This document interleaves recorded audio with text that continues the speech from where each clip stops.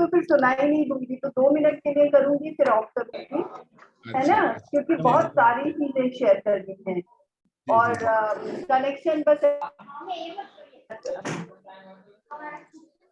आवाज आ मैम। रही है। जी, जी मैम। सबसे पहले मैम गुड मॉर्निंग। हमारा वंदन स्वीकार करिए।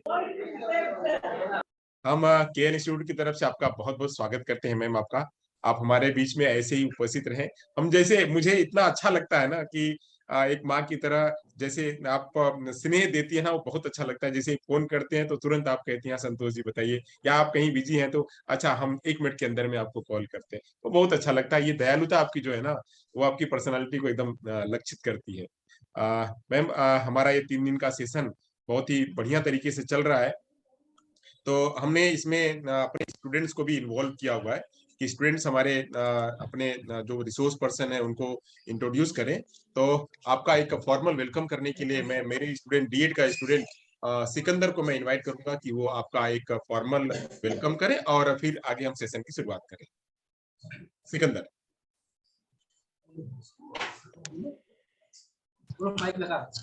हेलो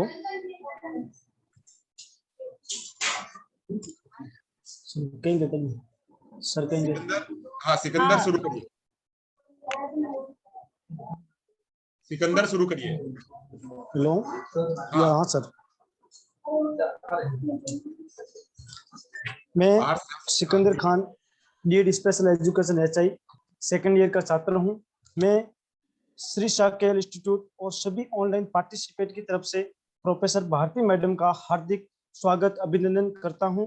मैं केएल इंस्टीट्यूट और डॉक्टर संतोष यादव सर का आभारी हूं कि उन्होंने मुझे प्रोफेसर भारती मैडम का इंट्रोडक्शन देने के लिए अवसर प्रदान किया। मैम, आपकी अनुमति हो तो मैं आपका इंट्रोडक्शन प्रस्तुत करूं।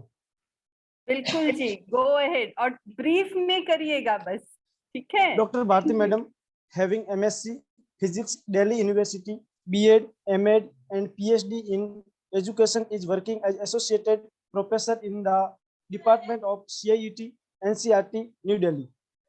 Ma'am has postgraduate diploma in higher education, PGD, HE from Indira Gandhi National Open University, and having foundation course in special education, FCSC from MPBOU Bhopal. Ma'am has more than 15 years of teaching experience in the field of education and 4 years of TGT. Ma'am has coordinated and prepared page-wise script of audio books in mathematics and textbook-based video in Indian Sign Language ISL in collaboration with Team ISL RTC.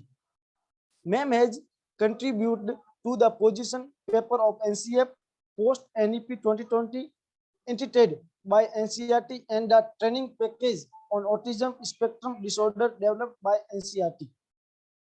Ma'am has prepared audio script with image description for e-comic book Priya the Accessibility Barrier in Hindi, as well as special attention to special needs screening tool for school student for 21 disabilities recognized by RPWD Act 2016. Ma'am has published more than 33 articles, papers in various reputed journals and 19 books and chapters. Ma'am has actively participation in many more conference, workshop, seminar, national and international. Ma'am has delivered more than 50 sessions in various national and international platforms. मैं वापस से इस national webinar programme में मैं आपका care institute की तरफ से बहुत बहुत हार्दिक स्वागत करता हूं। मैम, आप अपनी ज्ञान की अविरल धारा हमारे बीच प्रस्तुत करें, ऐसी मैं आपसे विनती करते हुए माइक आपको हैंड ओवर करता हूं। आपका बहुत बहुत स्वागत है ma'am. Over to you ma'am. Thank you ma'am. Thank you Ajit ji, thank you so much. मेरी हाँ मैम, मैम आपकी आवाज आ रही है। Thank you.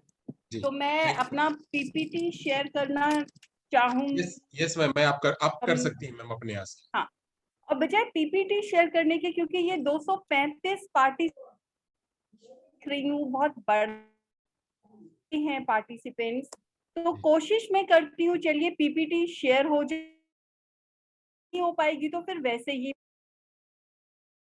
ठीक है, लेट्स जी सी। Ma'am, okay ma'am. देखें, हमने शेयर तो कर दी है, आ रही है क्या शेयर हो पीपीटी? रहा है, शेयर हो रहा है मैम। ठीक है, तो फिर मैं अपनी तरफ से पीपीटी को फर्स्ट स्लाइड पर लेके जाती हूँ। कौन सी स्लाइड देख पा रहे हैं आप? Ma'am I think first slide ही है, फर्स्ट स्लाइड ही है। Equity and inclusion in yes India, ma'am, right? Yes yes. चलिए, बढ़िया है।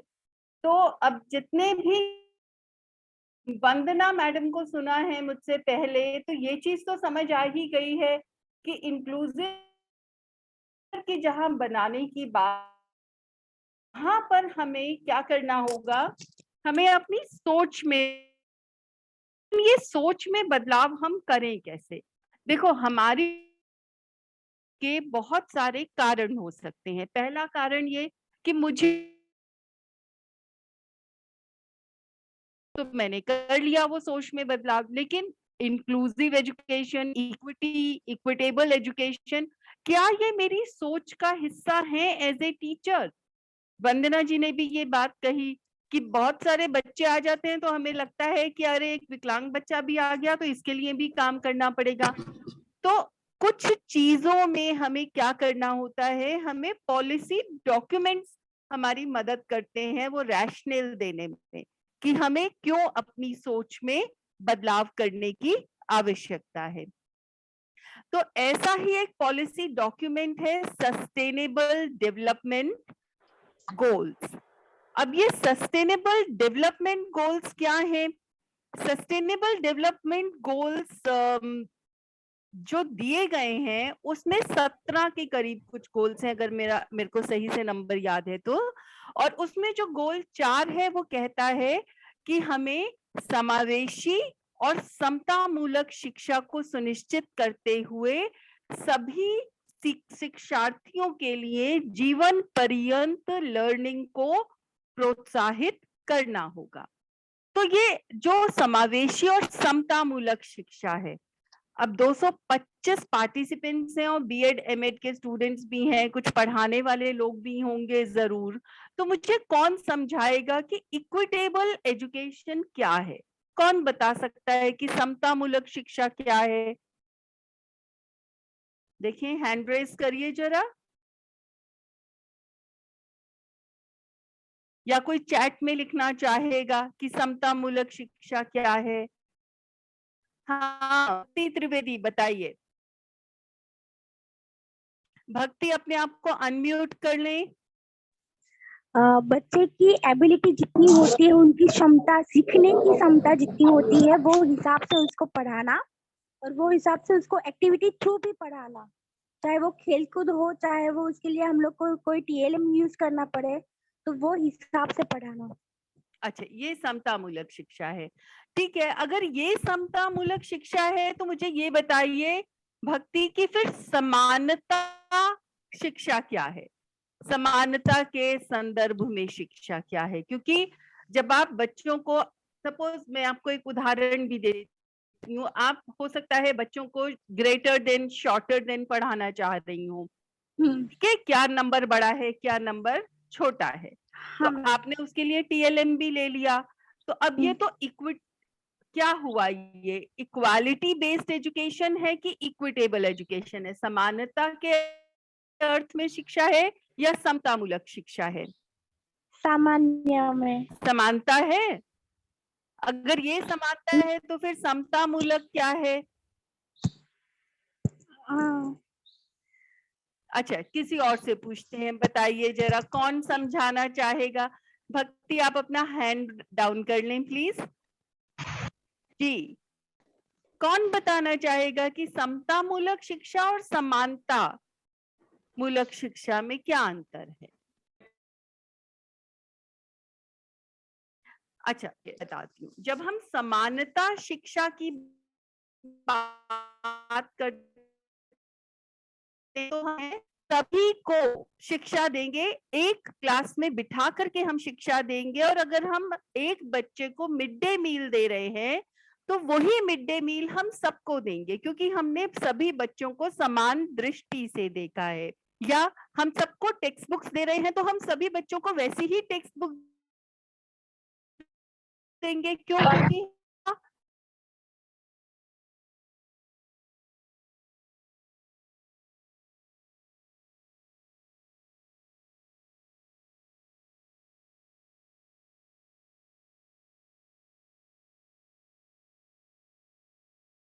आ रही है। अच्छा, बीच अभी में आ रही है। अच्छा, बीच में कुछ टाइम के लिए चली गई थी। हाँ, यस मैम। अच्छा, तो बता दिया करिए ना, हमें तो लगता है कि हमारी आवाज आ रही होगी, ये सिस्टम का कुछ ऑटो है। ओके अच्छा, ओके। चलिए, समानता और समता मूलक शिक्षा की बात हम कर रहे हैं। तो समानता के संदर्भ में शिक्षा क्या है? जब हमने सभी बच्चों को समान दृष्टि से देखा और हमने कहा कि चलो सबको एक जैसी हम किताबें देंगे, एक जैसा हम पढ़ाएंगे। हम टीएलएम से पढ़ा रहे हैं तो सबको टीएलएम से पढ़ाएंगे, हम सबको मिड डे मील दे रहे हैं तो एक जैसा मिड डे मील दे रहे हैं, सबको एक जैसी किताबें दे रहे हैं। ये तो हो गई समानता की बात। अब समता मूलक क्या कहेगा दृष्टिकोण इसमें? अगर मेरे को सुन नहीं पाती हूं, मैं पढ़ नहीं पाती हूं अंग्रेजी, और आप मुझे अंग्रेजी में सारी टेक्स्ट बुक्स दे रहे हैं, तो क्या यह सही है मेरे लिए? समता मूलक शिक्षा बच्चे की, व्यक्ति की जो जरूरतें हैं, वैयक्तिक आवश्यकताएं हैं प्रत्येक बच्चे की, उसको समझ करके आगे का। ठीक है, जैसे मुझे दिखाई नहीं देता तो क्या करना चाहिए? मुझे टेक्स्ट बुक्स ब्रेल में मिलनी चाहिए या मुझे ऑडियो में मिलनी चाहिए? और अगर मेरा माध्यम बातचीत करने का साइन लैंग्वेज है तो मुझे क्या करना चाहिए? मुझे टेक्स्ट बुक आप साइन लैंग्वेज के वीडियोस बना करके दे दीजिए। मुझे पढ़ाइए तो आप कोशिश करिए कि मुझे आप साइन लैंग्वेज में पढ़ा लें। ठीक है, या प्राइमरी क्लासेस में अगर आप हिंदी, इंग्लिश और 3 लैंग्वेज फॉर्मूला की बात करते हैं तो साइन लैंग्वेज क्यों एक विषय नहीं हो सकता मेरे लिए? या ब्रेल क्यों नहीं एक विषय हो सकता मेरे लिए? ये कुछ ऐसे प्रश्न हैं जो हमें सोचने पे मजबूर करते हैं जब हम समता मूलक शिक्षा की बात करते हैं। तो अंतर ये हुआ कि समानता में हम सबको सम दृष्टि से देख रहे हैं और समता मूलक में हम क्या करते हैं? बच्चों की, किसी की भी इंडिविजुअल जो उनकी आवश्यकताएं हैं, वैयक्तिक आवश्यकताएं हैं, इंडिविजुअल नीड्स एंड रिक्वायरमेंट्स हैं, हम उनको भी अपने ध्यान में रखते हैं। और तभी तो हमारी शिक्षा समावेशी होगी। सो ये तो बात हुई सस्टेनेबल डेवलपमेंट गोल 4 की, जिसकी इक्वेशन, जिसकी टेक्स्ट आपकी स्क्रीन पर अभी दिख रहा है। आप में से कितने लोग परिचित हैं नेशनल एजुकेशन पॉलिसी 2020 से? सुना है, पढ़ा है किसी ने? डॉक्यूमेंट हैंड रेज करिए जरा, देखें 223 में से कितने लोगों ने पढ़ा है, या कितने लोगों को पता है कि ऐसा कोई डॉक्यूमेंट भी आया है 2020 में?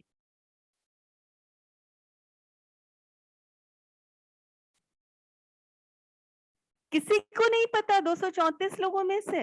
हाँ, ऐसा तो नहीं होना चाहिए ना कि किसी को नहीं पता।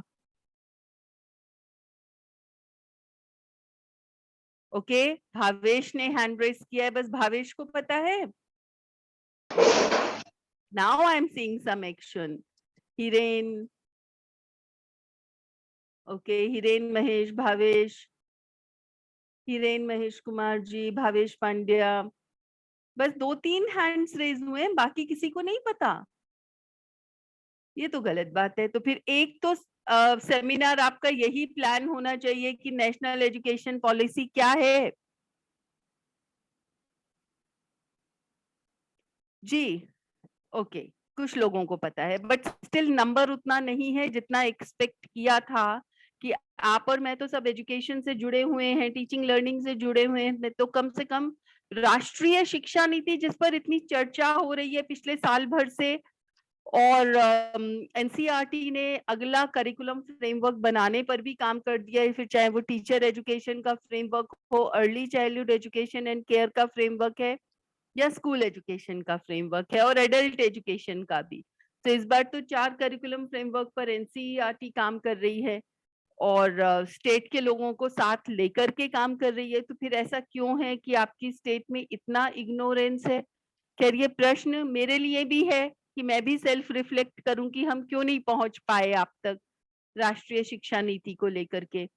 तो राष्ट्रीय शिक्षा नीति ने भी समानता समावेशी शिक्षा और समता मूलक की शिक्षा की बात की, उन्होंने समानता की बात कहीं नहीं की है।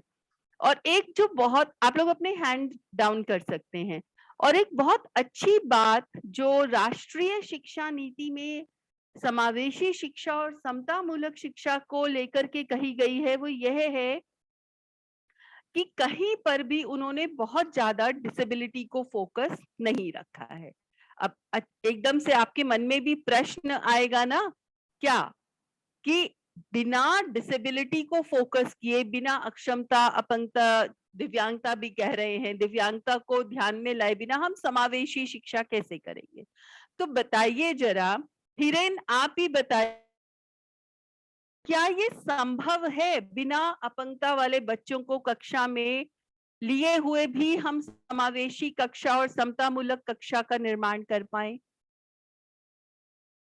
हिरेन या भावेश पांड्या अपने आप को अनम्यूट करके बता सकते हैं, और नहीं बताना है तो अनम्यूट करके ये तो बताइए कि हाँ नहीं बताना चाहते।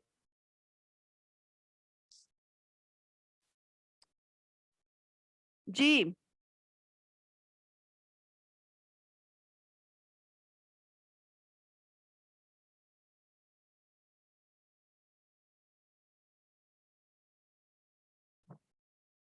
संध्या व्यास जी, आपको भी देख पा रहे हैं हम।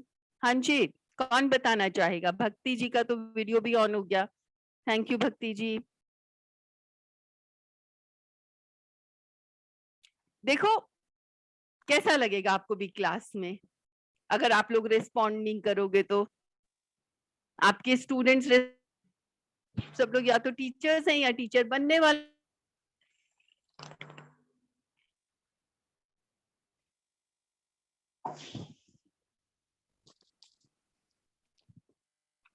जी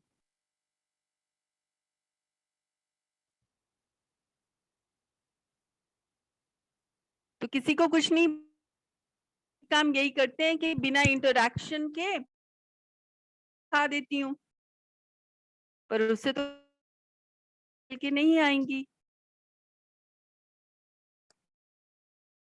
क्वेश्चन के लिए रेडी रहे, नेक्स्ट इंटरैक्शन के लिए may be with in 10 minutes. ठीक है, तो जो लोग अपनी करके कहीं कहीं चले गए हैं वो, बिकॉज मैं फिर से एक क्वेश्चन पूछने वाली हूँ, में पार्टिसिपेशन चाहिए either by raising your hand और बाय राइटिंग इन द। अच्छा, भक्ति ने लिखा मैम अभी याद नहीं आ रहा, आ रही है थोड़ा सा खा रहा है, अपनी आवाज बढ़ा लें तो मेरी आवाज पहुंच जाएगी। ठीक है, चलिए अभी एक काम ये करते हैं, मैं चैट पर भी नजर रखने की कोशिश करती हूँ, और दूसरा मैं बात कर रही थी राष्ट्रीय शिक्षा नीति 2020 में। राष्ट्रीय शिक्षा नीति 2020 जब समावेशी और समतामूलक शिक्षा की बात करती है तो वो कहती है कि शिक्षा को हमें SEDGs से आने वाले बच्चों तक भी पहुंचाना है। अब ये SEDGs क्या है? Socio economically disadvantaged groups. और जब राष्ट्रीय शिक्षा नीति सोशियो इकोनॉमिकली डिसएडवांटेज्ड ग्रुप्स की बात करती है, सामाजिक आर्थिक रूप से अलाभान्वित समूहों से आने वाले बच्चों की बात करती है, तो वो 5 तरह की आइडेंटिटीज, 5 तरह के समूहों से आने वाले बच्चों को पहचान करके और उनके लिए काम करने के लिए हमें दिशा दिखाती है। तो ये किस किस तरह के 5 समूह हैं? इसमें से सबसे पहला समूह है वह जो सामाजिक रूप से बहुत ज्यादा पिछड़े हुए लोग हैं, जिसमें हमारे माइनॉरिटीज के लोग आते हैं, जिसमें हमारे SC ST वाले लोग आते हैं, जिसमें हमारी रिलीजियस माइनॉरिटी के लोग भी आते हैं। दूसरी आइडेंटिटी है हमारी ऐसे लोगों की जो आर्थिक रूप से पिछड़े हुए हैं। अब ये आर्थिक रूप से पिछड़े हुए लोग तो कहीं पर भी हो सकते हैं, शहरों में हो सकते हैं, गांव में हो सकते हैं, कस्बों में हो सकते हैं, कहीं पर भी हो सकते हैं। और आर्थिक रूप से पिछड़े हुए लोगों में भी एक जो गरीबी की रेखा के नीचे वाले लोग हैं, उन लोगों की बातचीत विशेष रूप से NEP 2020 में कही गई है। तो पहला आइडेंटिटी वो हुआ जो सामाजिक रूप से अलाभान्वित हैं, दूसरा आर्थिक रूप से पिछड़े हुए हैं, तीसरी पहचान ऐसे लोगों की गई है जो कि डिफरेंट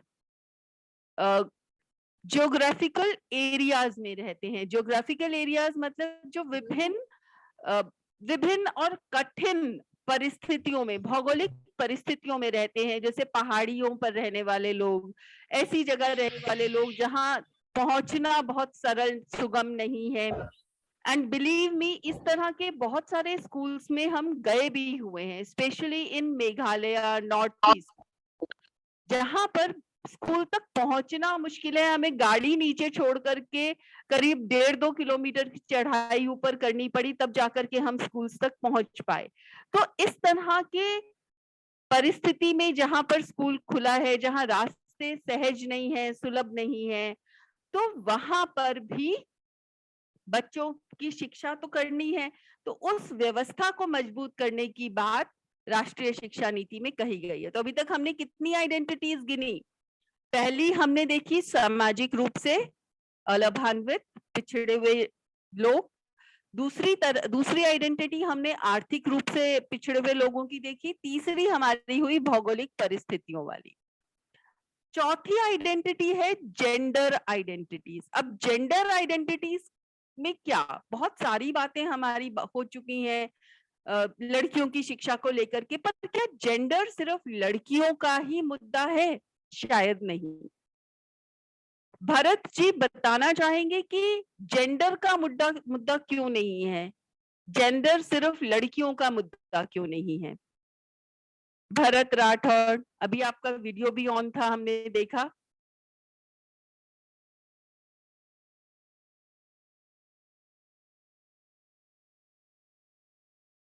देखिए चैट में सिर्फ ये लिख देना कि बहुत अच्छा है, उससे काम नहीं चलेगा।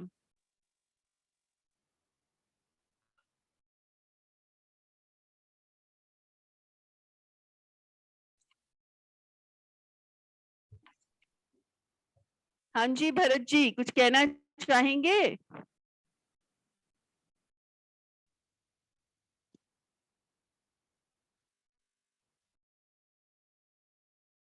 चलिए ठीक है, भरत जी भी कुछ नहीं बताना चाहेंगे, तो ठीक है फिर आगे बढ़ते हैं। वो कुछ बताना चाह रहे थे, आई थिंक उनका माइक बराबर से ऑन नहीं हो पा रहा था, ऐसा कुछ। ओके चलिए, कोई बात नहीं, कोई बात नहीं। तो देखो, जो जेंडर इंक्लूजन की बात है वो खाली लड़कियों का मुद्दा नहीं है। हमें बहुत हद तक ये भी समझना पड़ेगा कि जब भी हम जेंडर की बात करते हैं, हम कहते हैं बेटी बचाओ बेटी पढ़ाओ, नहीं, वो चीज नहीं है। जब हम जेंडर की बात करते हैं तो हमें ये भी देखना पड़ेगा ट्रांसजेंडर्स, LGBTQs जो हैं हमारे, वो भी तो बच्चे ही है ना, उनकी भी तो आइडेंटिटी है। उसको क्या हम पहचानने के लिए हमारी अपनी मनोदशा है अभी कि हम उनको स्वीकार कर पाए या हम उनको सम्मान की दृष्टि से देख पाए?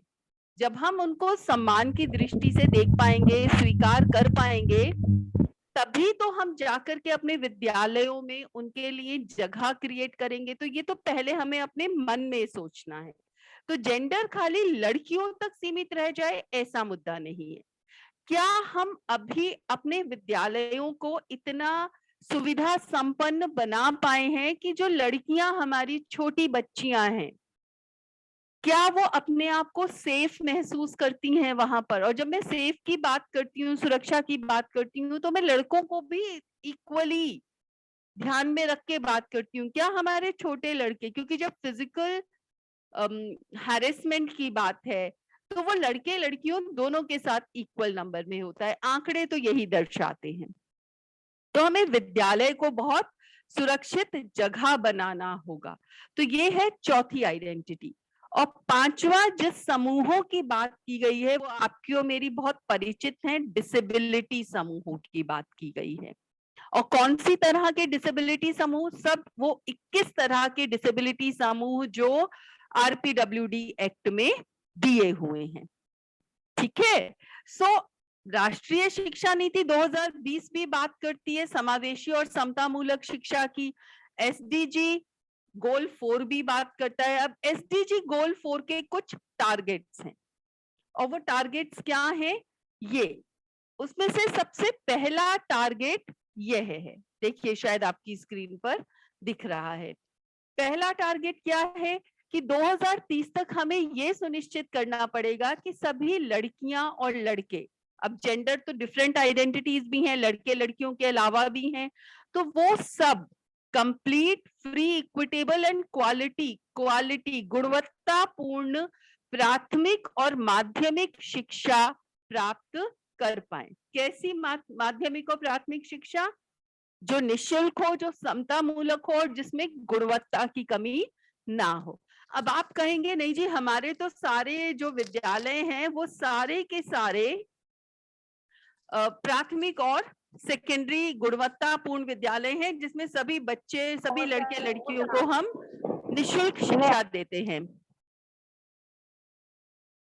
जी, thank you Jigna ji for keeping your mic close. Now target 4.1 में जब हम लड़के लड़कियों की निःशुल्क प्राथमिक और माध्यमिक शिक्षा की बात करते हैं, जो कि समता मूलक परिवेश में है, तो आप ये बताइए, क्या प्राथमिक शाला में अगर किसी बच्चे को ब्रेल सीखना है तो क्या उसकी सुविधा उत्पन्न है? क्या उसकी सुविधा है हमारी शालाओं में? शायद नहीं है, राइट? सो अगर ये है तो क्या ये शिक्षा समता मूलक है? अगेन शायद नहीं है। तो अगर शिक्षा की जो पहला चरण है वो है हमारी विद्यालय, पूर्व प्राथमिक शालाएं जो कि शायद आंगनवाड़ी केंद्रों की तरह चल रही हो, या हमारे प्राथमिक विद्यालय, हमें इनको सुगम बनाना होगा, इनको सुलभ बनाना होगा और इसमें डिसेबिलिटी नीड्स को ध्यान में रखते हुए बहुत सारे हमें सुविधाएं देनी होंगी और उनकी गुणवत्ता का हमें ध्यान रखना होगा। जैसे कि अगर कोई बच्चा मेरी क्लास में ऐसा आता है जो बहुत शर्मीला है, वो फिर उसकी शर्म या उसकी झिझक किसी भी वजह से हो सकती है। हो सकता है उसको ऑटिज्म हो, इस वजह से वो बाकी लोगों से बात नहीं कर पाता हो सकता है उसे भाषा की दिक्कत हो सकता है उसको ब्रेल सीखना है, हो सकता है उसको साइन लैंग्वेज सीखना है। तो क्या मेरी प्राथमिक शालाएं इस तरह की सुविधा संपन्न है? और अगर नहीं है तो आपको और मुझे ही सोचना है कि कैसे हम 2030 तक अपनी प्राथमिक शालाओं को समावेशी और समता मूलक विशेषताओं, जरूरतों की पूर्ति के लिए हम बना पाएंगे। तो ये है हमारा पहला टारगेट 4.1, जो कि निकलता है सस्टेनेबल डेवलपमेंट गोल 4 के साथ। अच्छा, दूसरा टारगेट क्या है? दूसरा कहता है कि ठीक है, चलो अच्छा, स्कूल तो आपने बना दिए, सुविधा संपन्न 2030 तक आप कर रहे हैं, अभी आपके पास टाइम है, लेकिन उससे भी पहले क्या एक्सेस है सभी बच्चों को, सभी लड़के लड़कियों और बाकी जेंडर वाले बच्चों को भी, कि वो स्कूल तक आ पाए? और वो भी कहां से शुरू करके?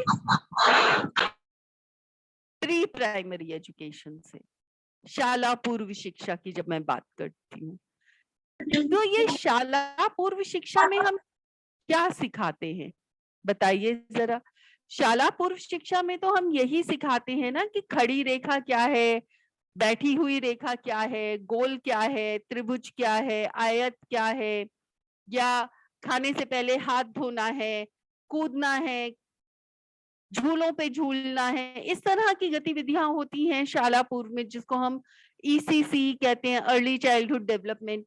अब इसी स्टेज पर मैं बच्चों को ये भी तो सिखाती हूँ कि थैंक यू बोलना है, मैं ये भी सिखाती हूँ कि सॉरी भी बोलना है, मैं ये भी सिखाती हूँ कि अगर आपको किसी चीज की जरूरत हो तो आपको पूछना है, आपको सहायता लेनी है। जी हिना जी कुछ कहना चाह रही हैं? किसी का माइक ऑन था, शायद गलती से है। तो अगर मैं अपनी पूर्व प्राथमिक शाला में ये सारी चीजें सिखाती हूँ, तो लेकिन मैं तो बोल के सिखा रही हूँ, क्या मैंने कभी ये कोशिश की कि थैंक यू मैं साइन लैंग्वेज में कैसे सिखा सकती हूँ, सॉरी मैं साइन लैंग्वेज में कैसे सिखा सकती हूँ, बेसिक एटिकेट वर्ड्स। और क्या मैंने कभी पूर्व प्राथमिक शाला में ये कोशिश की है कि वो जो ऑटिस्टिक बच्चा मेरी क्लास में बैठा है, जिसको किसी एक विशेष रंग से दिक्कत हो सकती है, जिसको इमोशन समझ में नहीं आते, जिसको यही समझ में नहीं आता कि मुझे चोट लग गई है तो मुझे रोना चाहिए या मुझे किसी से मदद की आवश्यकता है, मैं किसके पास जाऊं। और प्राथमिक शाला के जो बच्चे हैं वो बहुत बड़े नंबर में तो हमारे सामने होते नहीं हैं, छोटा नंबर होता है उनका। वहां तो हम एक एक बच्चे की आवश्यकता तक पहुंच जाएं और अपनी कक्षाओं को समता मूलक बना लें ताकि हर एक बच्चे की जरूरतों पर ध्यान जा सके। लेकिन हमें ये सोचना पड़ेगा, ये हमारी सोच में नहीं आता है ना। तो जब तक ये हमारी सोच में नहीं आएगा तब तक हम इस पर काम कैसे करेंगे। तो काम करने से पहले तो हमें अपने विचारों में लाना पड़ेगा, हमें अपने ध्यान में लाना पड़ेगा। कोई चीज अगर मेरे ध्यान में ही नहीं है तो मैं कैसे काम करूंगी। तो एक सवाल ये है जो टारगेट 4.2 हमें लेके जाता है, हमारा ध्यान इस पर लेके जाता है कि पूर्व प्राथमिक शिक्षा में जहां पर बच्चों का विकास हो रहा है और मैक्सिमम विकास हो रहा है, वहां पर हमें उसको समावेशी बनाने की जरूरत है। जी बताइए लविंद्र जी, आपने हैंड रेज किया है, बताइए सर मैडम बताइए क्या कहना चाह रहे हैं। अनम्यूट कर लें अपने आप को।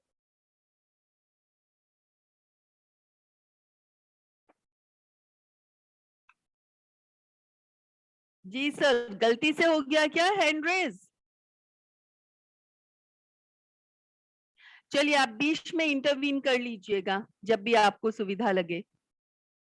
So again sustainable development goal का जो तीसरा टारगेट है वो ये कहता है कि 2030 तक हमें क्या करना है, समान एक्सेस, सुगम्यता से सभी को इस तरह से एम्पावर करना है कि सभी के लिए quality technical vocational and tertiary मतलब हायर एजुकेशन भी सबके लिए सुगम, सहज और सुलभ हो।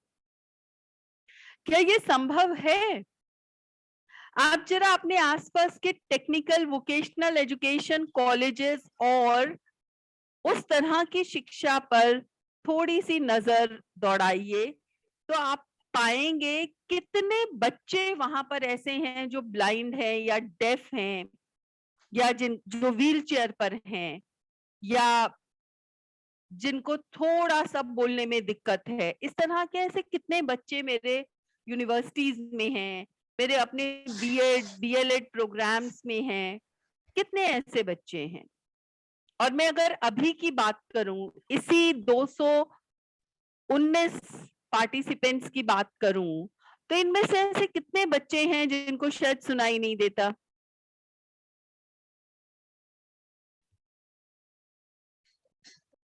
बताइए, नहीं है ना? सो ये क्यों नहीं है बच्चे? जब बच्चे विकलांगता वाले बच्चे, एसईडीजीज वाले बच्चे। जी मैम इसमें है 2 बच्चे हैं वो आपको लगातार सुन रहे हैं और उनके लिए हमने यहाँ पे साइन लैंग्वेज का एक इंटरप्रेटर, हमारे यहाँ कंटिन्यूअस साइन लैंग्वेज की इंटरप्रेटिंग साथ साथ में चल रही है। चलिए, थैंक यू सो मच बताने के लिए, क्योंकि ये मेरे लिए भी एक कंसर्न हो गया। मैंने पूछ तो लिया सवाल, फिर उसके बाद एक अपराध बोध की भावना भी थी कि हमने साइन लैंग्वेज इंटरप्रेटर क्यों नहीं फिर लगाए हैं। यहाँ पे साथ साथ पूरे कंटिन्यूअस चल रहा है। जी थैंक यू सो मच। और फिर एक चीज ये भी, एक विचार ये भी दिमाग में आया कि बड़े लोगों का क्लाइंटेल है, ऐसे लोगों का क्लाइंटेल है जो अंग्रेजी पढ़ पा रहे हैं, तो कम से कम वो स्लाइड को देख करके तो थोड़ा लगाव, उसमें जुड़ाव महसूस कर पाएंगे पूरी चर्चा में। लेकिन सवाल फिर भी वही है जो टारगेट 4.3 हमें कहता है कि 2030 तक हमारी टेक्निकल एजुकेशन, वोकेशनल एजुकेशन में भी मुझे ऐसे बच्चे दिखाई दें, क्योंकि ये स्कूल से तो पास आउट हो ही रहे हैं। जब स्कूल से पास आउट हो रहे हैं तो यूनिवर्सिटी में क्यों नहीं दिखते? क्योंकि यूनिवर्सिटी शायद उनके लिए अपने दरवाजे खोलती ही नहीं है। तभी तो अगर आप लोगों में से बहुत लोगों को शायद श्रीकांत बोला का किस्सा पता होगा, कहानी पता होगा। बैंगलोर में बोलेंट इंडस्ट्री उन्होंने खड़ी की है और कितनी मुश्किलों से वो अपनी पढ़ाई कर पाए। जब 12th में उनको साइंस पढ़नी थी, 11th 12th में, तो उन्हें सुप्रीम कोर्ट का दरवाजा खटखटाना पड़ा, क्योंकि स्कूल ने मना कर दिया था कि एक ब्लाइंड बच्चे को हम साइंस स्ट्रीम में अलाउ नहीं कर सकते, हम उसे ये साइंस का सब्जेक्ट नहीं दे सकते। तो उस समय उन्होंने हार नहीं मानी। 20 साल पहले की बात है, 20-25 साल पहले की बात है। उन्होंने सुप्रीम कोर्ट का दरवाजा खटखटाया, सुप्रीम कोर्ट ने अनुमति दी, स्कूल को उनकी परीक्षा लेनी पड़ी, बोर्ड को विशेष व्यवस्था करनी पड़ी। उन्होंने बहुत अच्छे नंबरों से, बहुत अच्छे ग्रेड्स के साथ 12th की परीक्षा पास की। फिर लेकिन यूनिवर्सिटी जाते वक्त फिर उनके सामने यही सवाल खड़ा हुआ, तो अगेन वो फिर सुप्रीम कोर्ट गए। लेकिन तब तक क्या हुआ, वो फॉरेन यूनिवर्सिटीज के लिए भी अप्लाई कर चुके थे, तो फुल स्कॉलरशिप के साथ यूनाइटेड स्टेट्स की बहुत रेप्यूटेड यूनिवर्सिटी ने उन्हें अपने यहाँ बुलाया, पढ़ाया। और लेकिन ही फेल्ट कि नहीं, मुझे अपने देश में जा करके कुछ करना है, तो ही स्टार्टेड बोलियंट इंडस्ट्रीज। जी बताइए, कौन कहना चाह रहे हैं कुछ? अमित जी, आप कुछ कहना चाह रहे हैं? आई थिंक मैम सडनली उनका माइक ऑन हो गया। ओके, ठीक है। सो बोलियंट इंडस्ट्रीज की खासियत क्या है? एक तो श्रीकांत बोला खुद ब्लाइंड है, और दूसरा वो डिसेबल्ड लोगों को ट्रेन करते हैं, और नॉट ओनली ट्रेन करते हैं, वो अपने यहाँ उनको एम्प्लॉयमेंट भी देते हैं। लेकिन ये तो एक व्यक्ति की पहल है ना। यहाँ टारगेट 4.3 तो ये कहता है कि हमें एज ए व्यवस्था, एज ए सिस्टम, हमें कुछ अपने में सुधार करना होगा, ताकि ये जो क्वालिटी, गुणवत्तापूर्ण तकनीकी और रोजगार परक शिक्षा है वो सब तक पहुंच पाए, सारे SEDGs तक पहुंच पाए, जिसमें विकलांगता, दिव्यांगता वाले लोग भी शामिल हैं। देखते हैं गोल 4 क्या कहता है।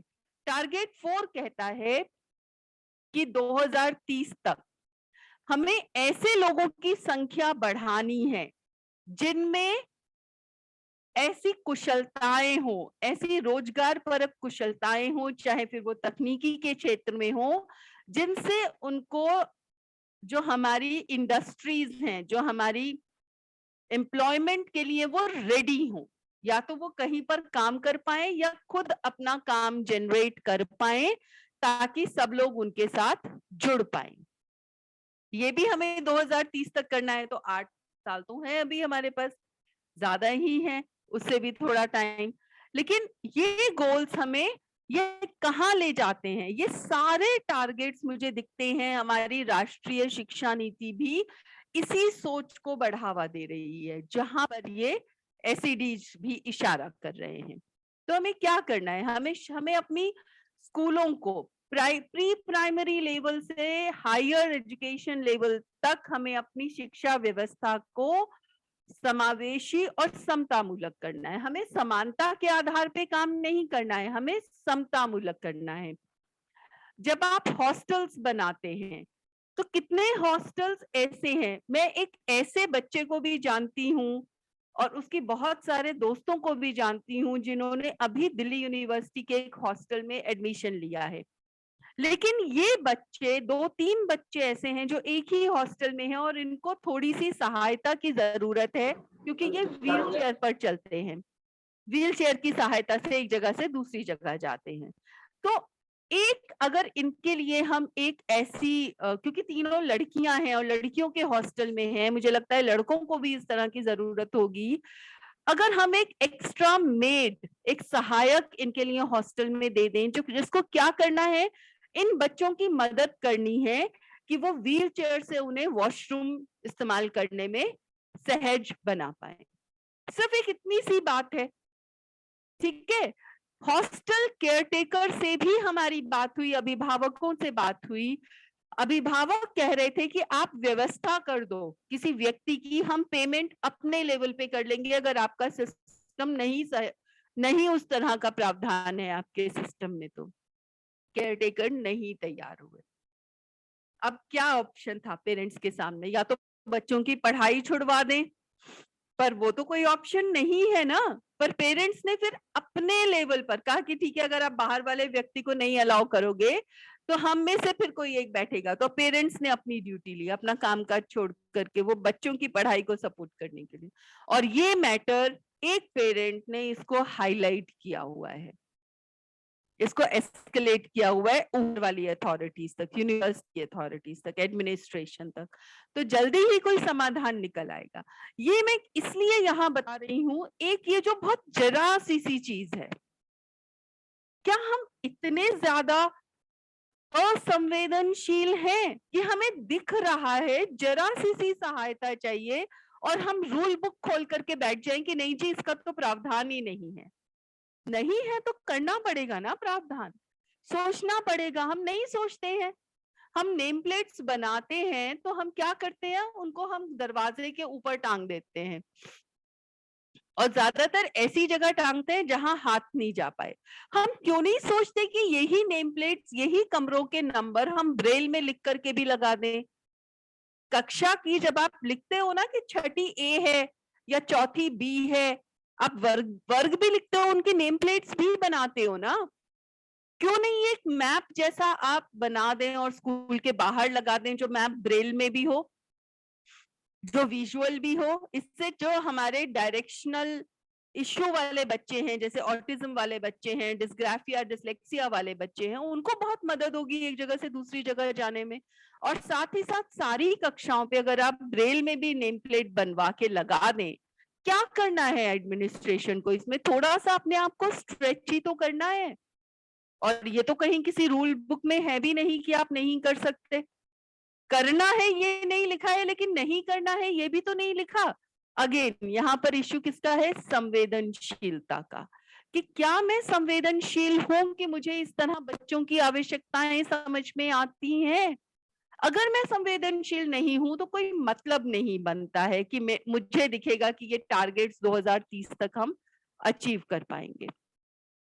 पांचवा टारगेट कहता है कि डिस्पैरिटीज को हमें हटा देना है। डिस्पैरिटीज मतभेद या मनभेद या आप क्या कहेंगे डिस्पैरिटीज को, कि जो भी भेदभाव है, भेदभाव इज द राइट वर्ड, भेदभाव है शिक्षा में, हमें उसको दूर करना है। आप कहेंगे आज की दुनिया में कहाँ मैडम भेदभाव होता है कक्षाओं में। थोड़ा और संवेदनशीलता से, थोड़ी और पैनी नजर डालिए। क्या सच्ची में नहीं होता भेदभाव बच्चों से कक्षाओं में? क्या हम नहीं कहते लड़कियों को कि भारी सामान मत उठाओ या स्पोर्ट्स में मत जाओ? क्या हमारे स्कूल्स में हमने अपनी इतनी सुविधा हमने दे दी है कि पीरियड्स में उन्हें प्रॉब्लम ना हो? क्या हम रिप्रोडक्टिव हेल्थ की एजुकेशन लड़कों को भी देते हैं ताकि वो भी समझ पाए कि किशोरावस्था में उनके शरीर में क्या बदलाव हो रहा है? हम नहीं सोचते इस बारे में। हमें लगता है कि सिर्फ लड़कियों को इस तरह की शिक्षा की जरूरत है। नहीं, ऐसा नहीं है, लड़कों को भी उतनी ही जरूरत है। क्या हमारे विद्यालयों में ऐसा शौचालय है जहां पर व्हीलचेयर आसानी से जा सके? रैंप्स भी अगर आप लोगों के विद्यालयों में या इंस्टीट्यूट्स में बने हैं तो उसकी हाइट इतनी ज्यादा है कि व्हीलचेयर तो क्या, आपके मेरे जैसे जिनको चलने में कोई दिक्कत नहीं है वो लोग भी कई बार गिरे उस पर। वो बच्चों की फिसल पट्टी ज्यादा दिखती है रैंप के बजाय। तो क्या रैंप मेरा स्किड प्रूफ टाइल से बना है? क्या रैंप के आसपास हैंड रेल लगा है कि नहीं लगा है? बहुत सारे ऐसे इश्यूज हैं जो बच्चों को स्कूल तक आने का प्रोत्साहन देते ही नहीं है। इसके विपरीत वो बच्चों में ऐसी भावना जगाते हैं कि हमें तो स्कूल जाना ही नहीं है। क्यों? क्योंकि वॉशरूम नहीं है तो मैं कैसे वॉशरूम का वो करेंगे, फिर मुझे बार बार घर आना पड़ेगा। हैं बहुत सारे इश्यूज इस तरह के। हम सभी स्मार्टफोन इस्तेमाल करते हैं। अगर ऑडियो फॉर्मेट में किताबें नहीं है तो क्या हम अपने लेवल पे ये कोशिश नहीं कर सकते कि हम रिकॉर्ड कर लें चैप्टर वाइज? बिल्कुल कर सकते हैं, लेकिन संवेदनशीलता, अगेन संवेदनशील तो होना ही पड़ेगा ना। एक मिनट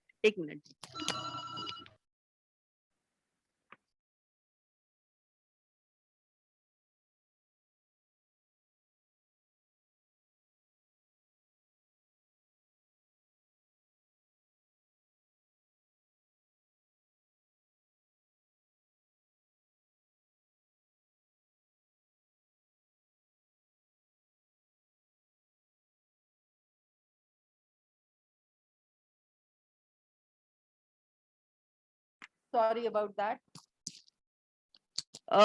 ओके, तो संवेदनशीलता एक बहुत बड़ा मुद्दा है, ठीक है। तो हम सबको और थोड़ा सा अपनी संवेदनशीलता बढ़ानी पड़ेगी। अब देखते हैं छठा टारगेट क्या कहता है। छठा टारगेट फिर वही early childhood care and education की तरफ से लेके जाता है और कहता है लिटरेसी एंड न्यूमरेसी पर हमें ध्यान देना।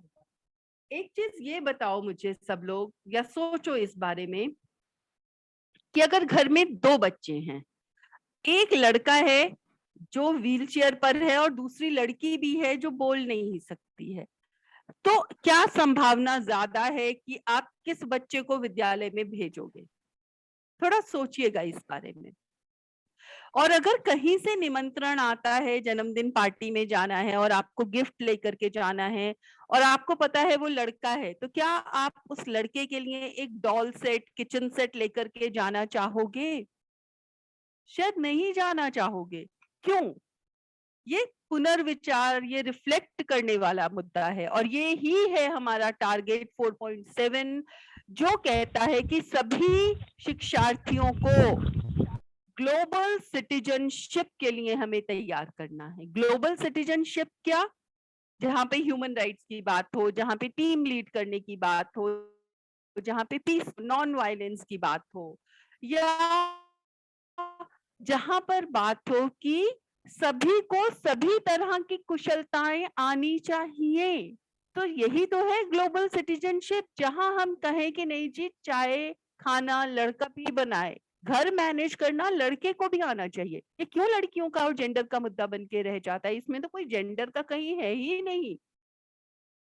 एंड बिलीव मी, मैंने बहुत सारे एग्जाम्पल्स ऐसे भी देखे हैं जहां पर फैमिली में बहन बड़ी है लेकिन फिर भी आप उसको अकेले घर से बाहर नहीं निकलने दोगे। वो 6 साल छोटा भाई उसकी हाथ पकड़ के लेके जाएगा।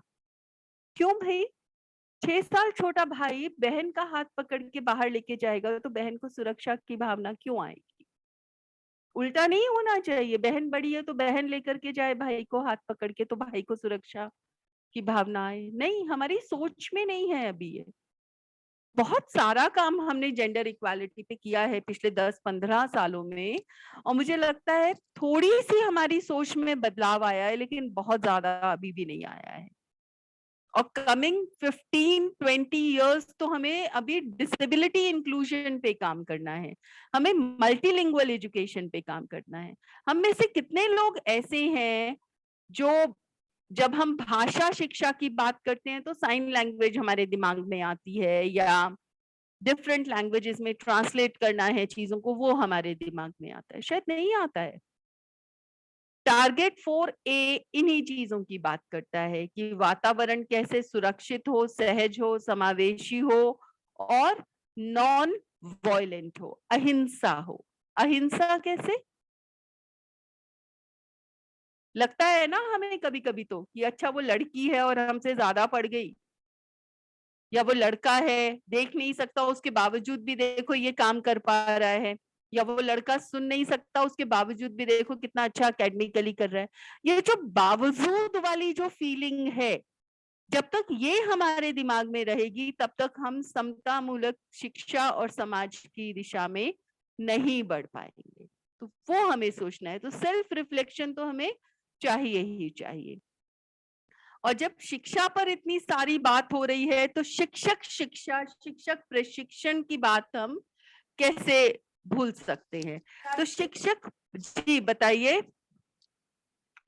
शिक्षक प्रशिक्षण पर भी उतना ही ध्यान देने की जरूरत है, ठीक है। और शिक्षक प्रशिक्षण की बात करेंगे तो फिर हमें ये भी कहना पड़ेगा कि टीचर एजुकेशन करिकुलम में हमें थोड़ा सा चेंज करना पड़ेगा। लेकिन वो क्या चेंज है वो थोड़ा सोचते हैं। और मैंने शेयर स्क्रीन इसलिए बंद किया है क्योंकि मैं आपको थोड़ा सा अपना NCERT की वेबसाइट दिखाना चाह रही हूँ, अगर ये पॉसिबल, अगर पॉसिबल है तो। एक मिनट देखते हैं, शायद पॉसिबल है हमारे लिए ये दिखाना। NCERT की वेबसाइट तो शायद नहीं दिखा पाऊंगी मैं। एक मिनट देखते हैं।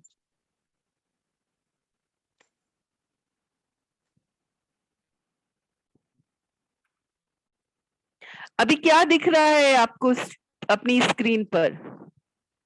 क्या आपको स्क्रीन पे दिख रहा है central institute of educational technology?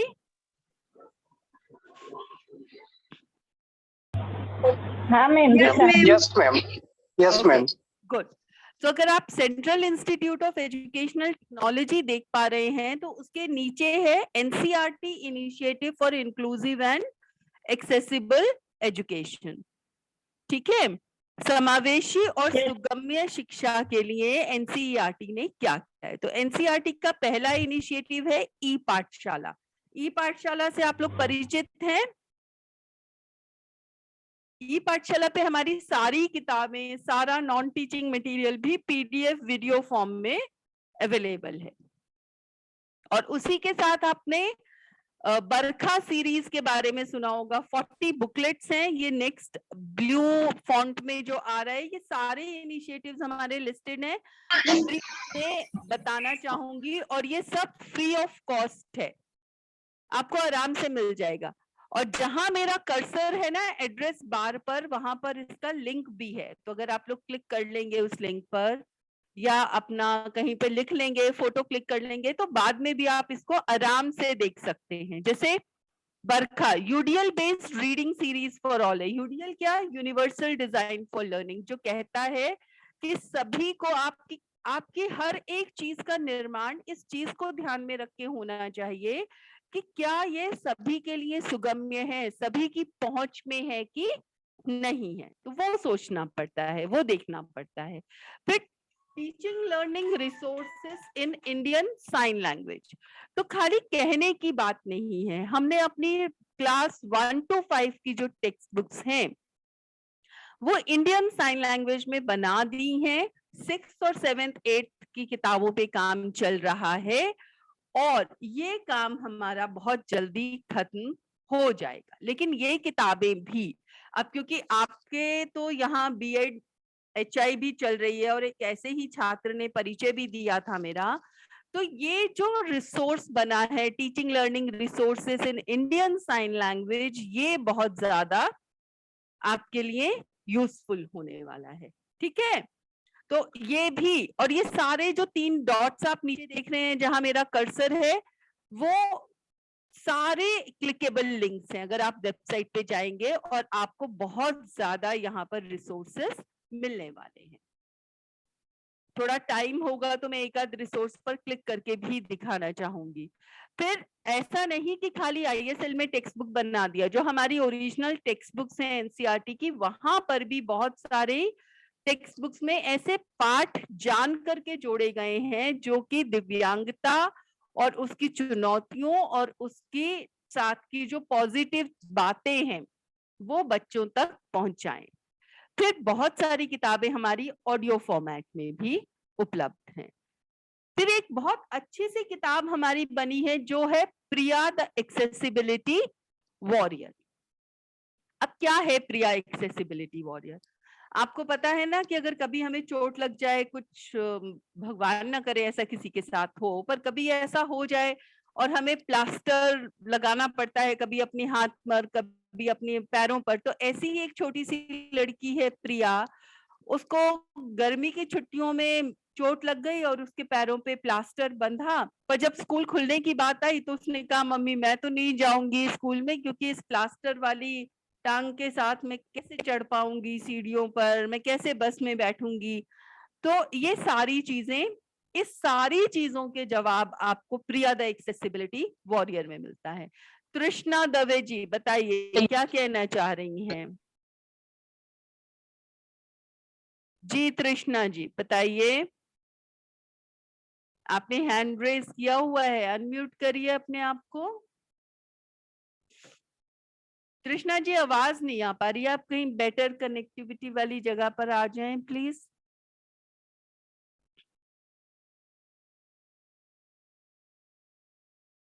नहीं आ रही कृष्णा जी आपकी आवाज। चलिए आगे बढ़ते हैं थोड़ा। भाषा संगम 22 भाषाओं में 100 सेंटेंसेस हैं।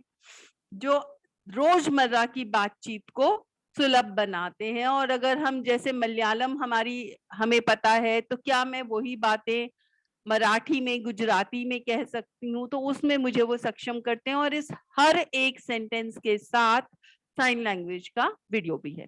फिर टीचर सपोर्ट मटेरियल की बात करूं तो प्राइमरी स्टेज पर आप कैसे अपनी कक्षाओं को समावेशी बना सकते हैं, अपर प्राइमरी स्टेज पे बना सकते हैं।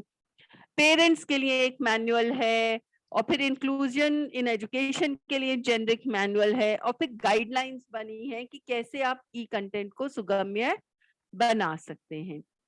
पीएमई विद्या से तो आप सभी परिचित हैं। देन दीक्षा प्लेटफॉर्म से आप परिचित हैं। स्वयं, मूक्स, निष्ठा, ऑगमेंटेड रियलिटी के वीडियोस हैं। तो ये बहुत सारा हमारा एनसीईआरटी का इनिशिएटिव है जो इस वेबसाइट पर आपको मिलता है, और ये सब फ्री ऑफ कॉस्ट है। अब अगर आपको मैं थोड़ी सी एक चीज बताना चाहूं इसमें, देखिए साइन लैंग्वेज की जो हमारी फ्लिप बुक बनी है, मैंने क्लिक किया है। अब मुझे नहीं पता आपकी स्क्रीन पर क्या आ रहा है, तो कौन बताएगा क्या आ रहा है आपकी स्क्रीन पर? आपकी स्क्रीन पर आ रहा है explore the world of Indian sign language. Yes ma'am. Yes ma'am. ठीक है, तो Yes, इसमें ma'am. जी थैंक यू। मैं नेक्स्ट पेज पे जाती हूँ। ये पेज आ गया, और मैं यहाँ पर अगर क्लिक करती हूँ, देखिए साइन लैंग्वेज का लोगो हमारा ये है।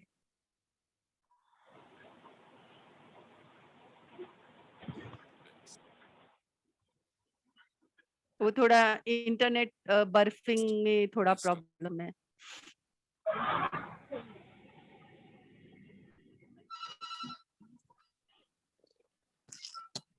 हट हट हट हट हट।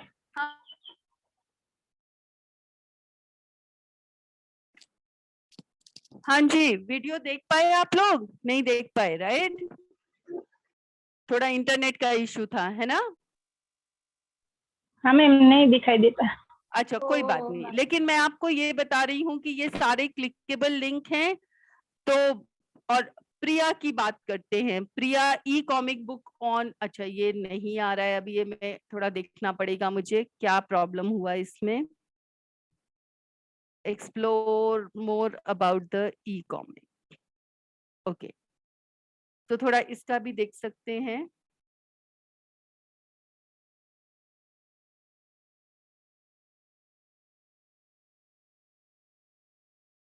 अच्छा, वीडियो है तो बैंडविड्थ की वजह से शायद हम नहीं दिखा पाएंगे। सो थोड़ा आप ये सारे आप चीजें एक्सप्लोर कर सकते हैं। ठीक है जी। अब किसी का कोई सवाल है तो बता दीजिए, क्योंकि सवालों जवाबों का ही सिर्फ टाइम रहता है अभी।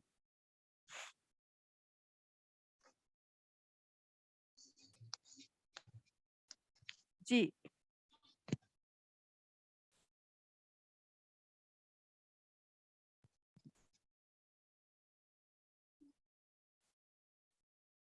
किसी का कोई सवाल है?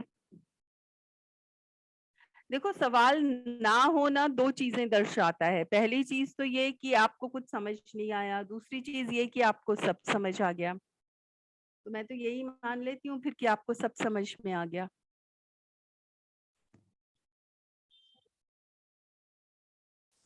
सभी लोग अपने अपने कुछ हैंड रेस करिए, अपने क्वेश्चन रेस करिए। आप लोगों को कृष्णा, ऐसे, हाँ, ऐसे सॉरी, प्लेटफॉर्म आपको जो है बार बार नहीं मिलेंगे, और ऐसे एक्सपर्ट्स आपको बार बार नहीं मिलेंगे। तो अपने क्वेश्चंस आप लोग जो है ना रखिए। तृष्णा दवे कुछ पूछना चाहती हैं, पूछिए।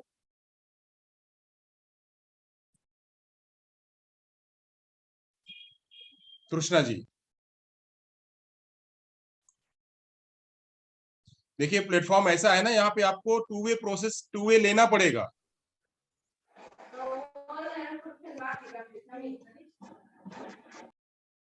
NCERT website knowledge given us, thank you ma'am. Thank you से काम है, उसमें क्या देखा आपने? एनसीईआरटी के उसमें क्या देखा आपने? भक्ति जी, अपना माइक अनम्यूट करिए और बोलिए। चलिए मैं यहीं से नाम ले लेता हूँ आप लोग को, यहीं से नाम लेता हूँ, और आप लोग का नाम लेकर के बोलता हूँ कि आप अपना माइक अनम्यूट करिए और बोलिए। या फिर आपका पॉइंट पूरे महीने, पूरे 3 दिन आपका पॉइंट काउंट नहीं होगा, सर्टिफिकेट आपको इशू नहीं होगा। अभी जब NCERT.com मैंने दिखाई, तब मुझे फर्स्ट टाइम मुझे रियलाइज हुआ कि हम लोग की साइन लैंग्वेज उसके लिए भी उन्होंने काम किया है। हम लोग यहाँ पर शॉर्ट वीडियोस बनाते हैं टीचिंग मटेरियल के थ्रू, तो वो भी एक बेनिफिट है। हम बच्चों को यूज करके हम उनको और ज्यादा अच्छी तरह से पढ़ा सकते हैं। तो थैंक यू, मुझे अच्छी लगी, इसके लिए थैंक यू भक्ति जी। और भक्ति जी, एक और चीज मैं आपको दिखाना चाहूंगी, वो है हमारा NCERT वेबसाइट पर हम टेलीकास्ट करते हैं। लेट मी सी कि ये मुझे करेक्ट पेज पर ले जाए। अल्पा गुंदीगारा, इसके बाद आपका प्रश्न रहेगा। प्रश्न अपना तैयार करके रखिए, प्रश्न पूछिए, चर्चा करिए।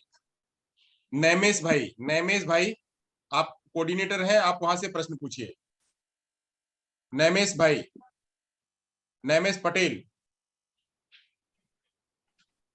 अच्छा, मैं एक चीज और आप लोगों को दिखाना चाहूंगी, ये YouTube पर है।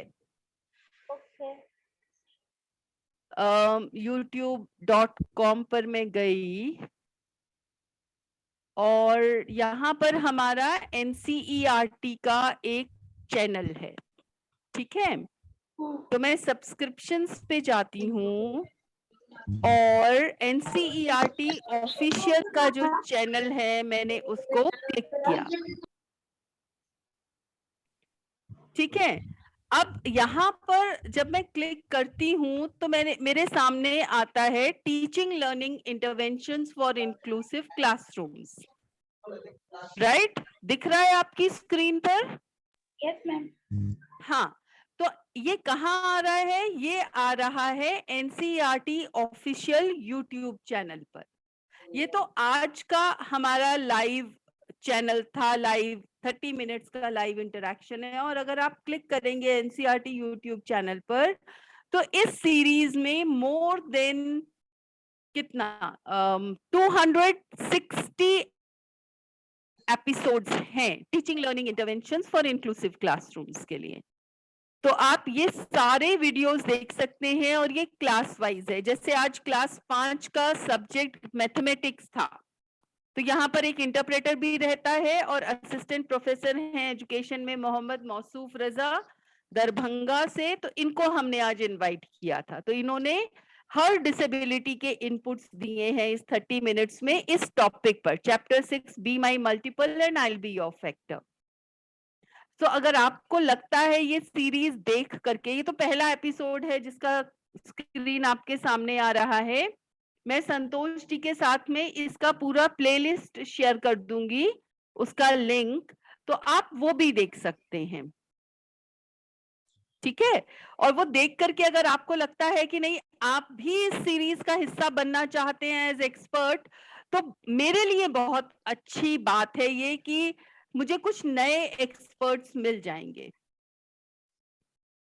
तो मुझे बहुत उम्मीद है कि ये कुछ होगा। और अनीता पटेल जी कह रही हैं इंडियन साइन लैंग्वेज की डिक्शनरी हमें YouTube पर, हम YouTube पर देख सकते हैं। बिल्कुल जी, आप बिल्कुल देख सकते हैं YouTube पर। और अनीता जी, इंडियन साइन लैंग्वेज की डिक्शनरी आपको ISLRTC की वेबसाइट पे भी मिलेगी, लेकिन जो डिक्शनरी मैंने आपको दिखाई है उसमें ऑडियो है, उसमें सबटाइटल्स हैं। जो आपको ISLRTC की वेबसाइट पे डिक्शनरी दिखेगी वो उसमें साइन लैंग्वेज नहीं है, उसमें सिर्फ और सिर्फ नहीं सॉरी साइन लैंग्वेज है, ऑडियो नहीं है उसमें और सबटाइटल्स भी नहीं है। तो हमारा जो काम है, जितनी भी हमने टेक्स्ट बुक्स बनाई हैं साइन लैंग्वेज पर, वो UDL बेस्ड हैं, यूनिवर्सल डिजाइन फॉर लर्निंग, जिसमें सबटाइटल्स भी है, जिसमें ऑडियो भी है और जिसमें साइन लैंग्वेज भी है। तो अगर किसी को साइन लैंग्वेज नहीं आती तो ऐसा नहीं है कि वो इन वीडियोस पे काम नहीं कर सकता, वो देख नहीं सकता, वो बिल्कुल देख सकता है, वो बिल्कुल उनसे एंगेज कर सकता है। ये बिल्कुल वैसा ही है कि मेरी कक्षा 3 की पाठ्य पुस्तक मेरी ऑडियो फॉर्म में भी अवेलेबल है और प्रिंट फॉर्म में भी अवेलेबल है। अगर मेरी किताब ब्रेल में है तो और मुझे ब्रेल नहीं आती तो मेरे लिए तो वो एलियन होगी।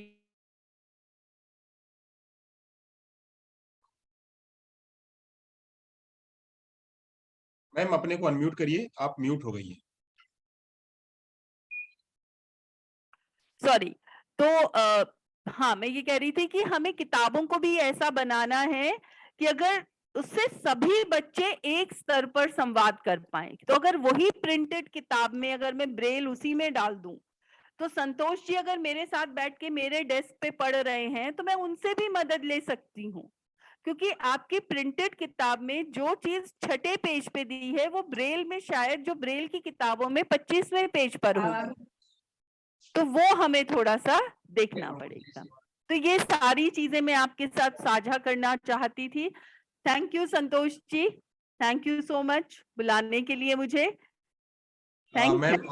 और किसी का प्रश्न है तो ले लेते हैं, हमारे हाँ पास अभी बिल्कुल बिल्कुल। समय है। प्रमोद मिश्र जी सुल्तानपुर से, क्या आप अपना कुछ जो एक्सपीरियंस है वो साझा करेंगे? आपको क्या समस्या आ रही है? कृपाल सिंह, शिव कुमार जी, अपने माइक को अनम्यूट करिए और वहां से बोलिए। आप अपने यहाँ किस बच्चे को पढ़ाते हैं और आपको क्या समस्या हो रही है? सुरेखा वसावा जी, मैं देखिए जिन जिन लोगों का नाम बोल रहा हूं उन उन लोगों के लिए तकलीफ है, अगर उन्होंने अपना माइक अनम्यूट नहीं किया तो, बात नहीं करी तो।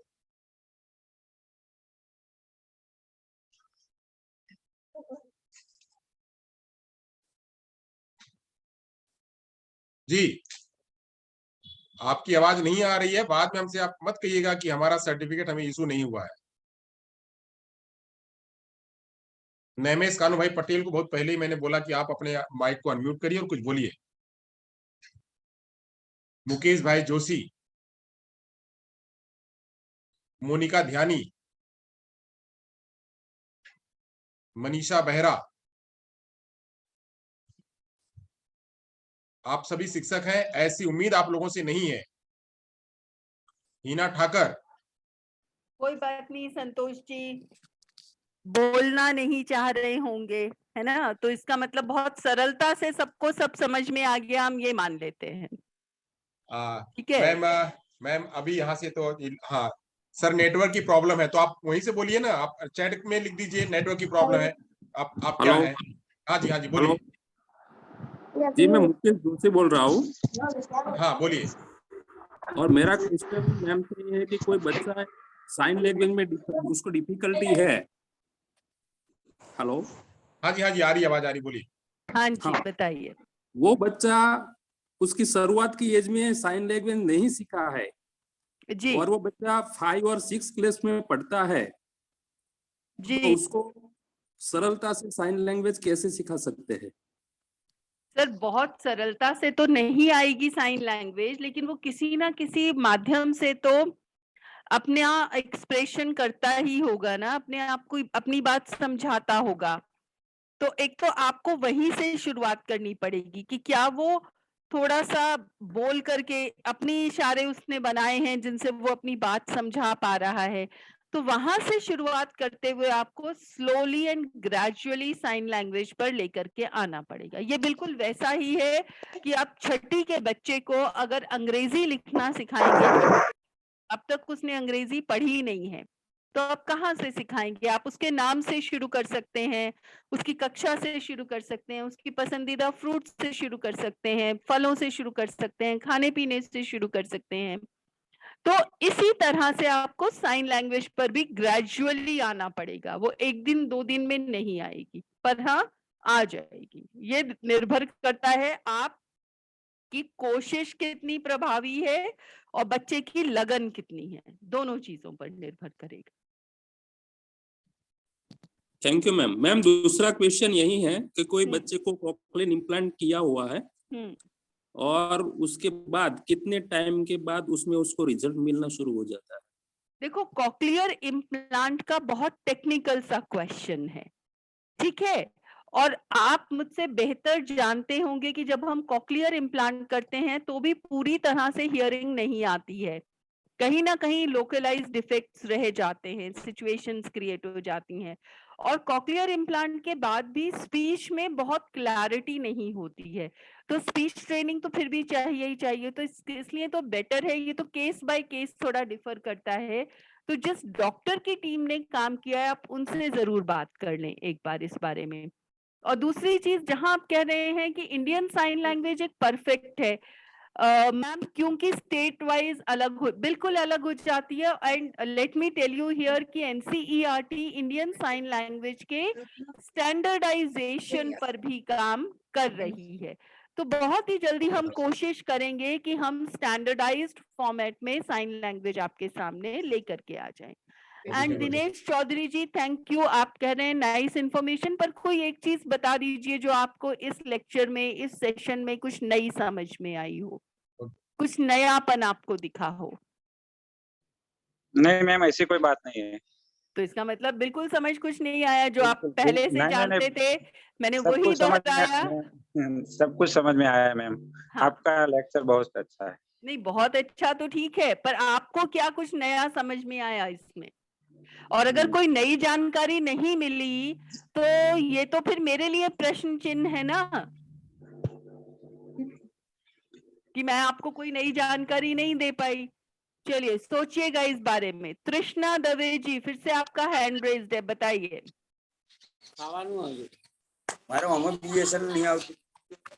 हाँ, श्रीमाली जी, श्रीमाली सुरेश जी। यस जी बताएं। हेलो।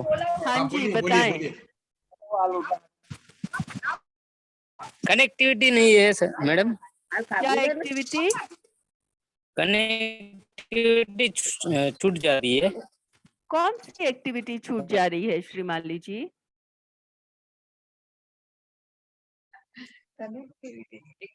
कनेक्टिविटी छूट जा रही है। अच्छा, आपकी तरफ से कि मेरी तरफ से? शायद दोनों की तरफ से। हाँ, नहीं उनकी तरफ से होगा मैम। हाँ नहीं, कोई बात नहीं, हमारे यहाँ पर भी 2-3 दिन से कुछ कनेक्टिविटी के इश्यूज चल रहे हैं। अभी इसी में किसी और का एक चैट बॉक्स में किसी का प्रश्न है कि साइन लैंग्वेज से संबंधित है कि साइन लैंग्वेज अलग अलग जगह पे डिफर क्यों हो जाती है, उनका प्रश्न ये है। हाँ देखो, साइन लैंग्वेज भी एक भाषा ही है ना। जैसे आप अमरूद को कहीं और कुछ और कहते हैं, जाम कहते हैं, जामफल कहते हैं किसी जगह पर। वैसे ही साइन लैंग्वेज में जब मैं ट्यूसडे का साइन करती हूँ और मैं महाराष्ट्र में हूँ, तो ट्यूसडे के साइन में मैं गणपति को याद करती हूँ। नॉर्थ इंडिया में मैं ट्यूसडे के साइन में हनुमान जी को याद करती हूँ। तो वो तो जगह का, कॉन्टेक्स्ट की बात तो है ही है ना, डिफर करेगा वहां पर, क्योंकि वो भाषा है, उसका अपना एक व्याकरण है। तो लेकिन स्टैंडर्डाइज उसको करने की जरूरत है और उस पर काम चल रहा है। ठीक है, जैसे हिंदी अलग अलग जगह पर उसका अलग अलग कॉन्टेक्स्ट, अलग अलग बोली हो जाती है, उसी तरह से साइन लैंग्वेज का भी है। जी बताइए, कुछ और है? मैम। हाँ जी बोलिए, लास्ट प्रश्न है संतोष जी है। मैम जी बताइए। मेरा एक बच्चा है जिसका मैंने सर्जरी करवाया है, तो जीभ का सर्जरी करवाया। सुन पाता है थोड़ा बहुत जी, और अभी बोल पाता है काका, मामा, दादा। वो आगे नहीं बोल पाता। बहुत ट्राई कर रही हूँ। कौन सी क्लास में है बच्चा? वो अभी 6ठी क्लास में है। 6ठी क्लास में है? 4थी क्लास में थी तब, नहीं 5वीं क्लास में थी तब मैंने उसका सर्जरी करवाया जीभ का। मैडम आप स्पेशल एजुकेटर हैं क्या? हाँ स्पेशल एजुकेटर हूँ मैम। आपने स्पीच थेरेपिस्ट से बात की है? स्पीच थेरेपिस्ट से यहाँ सुरेंद्र नगर में की थी, पर इसका ऑपरेशन सिविल हॉस्पिटल अहमदाबाद में किया है मैम। हाँ कोई बात नहीं, उससे कोई फर्क नहीं पड़ता। स्पीच थेरेपिस्ट ने क्या कहा आपको? स्पीच थेरेपिस्ट ने ऐसा बोला, इसका ऑपरेशन के बाद इसको यहाँ लेके आओ। ऑपरेशन के बाद लेके गए हम लोग, तो अभी वो लोग बाहर चले गए वो बच्चा लेके। तो अभी वो आया था तब, तो उसको काका, मामा, दादा वही शब्द बोलता है, आगे कुछ नहीं वो बोलता तो है। देखो, बहुत स्पेशलाइज्ड इनपुट आपको चाहिए स्पीच थेरेपिस्ट का। ठीक है, स्पीच थेरेपिस्ट आपको पूरे महीने भर की एक्टिविटीज का चार्ट बना करके दे देगा। बराबर। ठीक है, तो वो आपको घर पे फॉलो अप तो करना पड़ेगा। और आप तो खुद स्पेशल एजुकेटर हैं, आपको पता है कि अगर आप गर्दन पे हाथ रख के कुछ बोलते हैं तो उसकी वाइब्रेशन फील होती है। तो हाँ, छोटे छोटे सेंटेंसेस तो आपको ही बच्चे को थोड़ा सिखाना पड़ेगा ना। मैम मैं सिखाती हूँ अभी। हाँ। जो स्पीच थेरापिस्ट है ना, हाँ वो उन्होंने बोला कि आप इसको लेके आओ यहाँ, पर हाँ, वो तो मैं लेके कैसे जाऊँ इधर से? ये इसकी दादी के साथ रहता है बच्चा। अच्छा, तो अब आप बताइए, अब ये इस सवाल का जवाब मैं कैसे दे सकती हूँ? नहीं मैं क्या सोच ये मैं तो ऐसा आपको, या तो आपको अपने यहाँ एक एडमिनिस्ट्रेशन में एक डिमांड रेज करनी पड़ेगी कि आप देखिए आपके आसपास ऐसे कितने बच्चे हैं जिनको स्पीच थेरेपिस्ट की जरूरत है।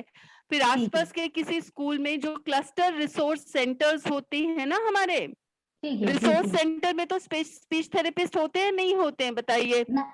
अभी तो नहीं है हमारे यहाँ, फिजियोथेरापिस्ट थे ना, तो जैसे हाँ। फिजियोथेरेपिस्ट थे वैसे आपको स्पीच थेरेपिस्ट की डिमांड देनी पड़ेगी।